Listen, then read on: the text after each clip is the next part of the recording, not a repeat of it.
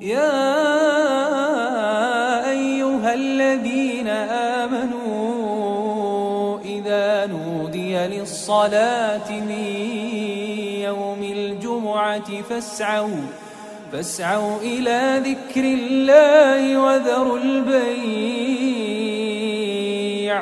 ذلكم خير لكم إن كنتم تعلمون. فإذا قضيت الصلاة فانتشروا في الأرض وابتغوا من فضل الله واذكروا الله كثيرا لعلكم تفلحون. وإذا رأوا تجارة أو لهوا انفضوا إليها وتركوك قائما